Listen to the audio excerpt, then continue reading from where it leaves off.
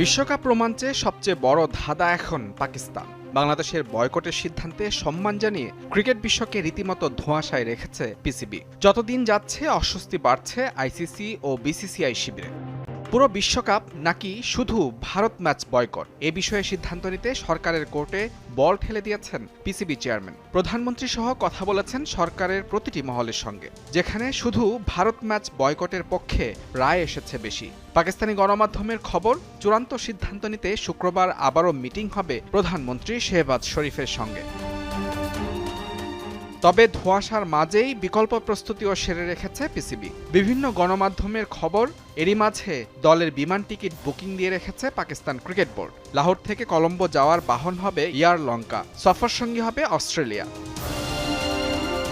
খবরে জানানো হয়েছে আর্থিক ক্ষতি এড়াতে বিশ্বকাপ বয়কট না করার পরামর্শও নাকি দিয়েছেন পাক প্রধানমন্ত্রী। তবে চূড়ান্ত সিদ্ধান্ত নেওয়াটা যে কঠিন সেটি স্পষ্ট পিসিবির প্রতিটি পদক্ষেপে। বিষয়টি 22 গজ থেকে রূপ নিয়েছে রাজনৈতিক লড়াই।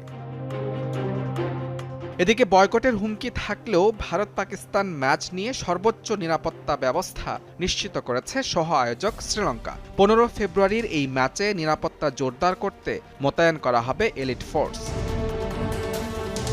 মূলত বিদেশি রাষ্ট্রপ্রধানদের নিরাপত্তায় দেয়া হয় এই এলিট কমান্ডো বাহিনী। বিমানবন্দর থেকে বের হয়ে বিমানে ওঠা পর্যন্ত সশস্ত্র নিরাপত্তা পাবে চিরপ্রতিদ্বন্দ্বী সুরিয়া কুমার, বাবর আজমরা।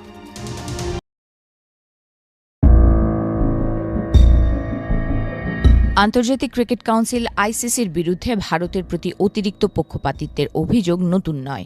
আইসিসি মূলত ভারতের স্বার্থ রক্ষাকারী প্রতিষ্ঠানে পরিণত হয়েছে বলে দীর্ঘদিন ধরেই ক্রিকেট বিশ্বে এমন আলোচনা চলছে। টুর্নামেন্টের সূচি ভারতকে সুবিধা দিয়ে তৈরি করা, গুরুত্বপূর্ণ ম্যাচের আগে তাদের লম্বা বিশ্রামের সুযোগ করে দেয়া এবং যে কোনো ইস্যুতে ভারতের মতামতকে প্রাধান্য দেওয়ার অভিযোগও বারবার উঠে এসেছে।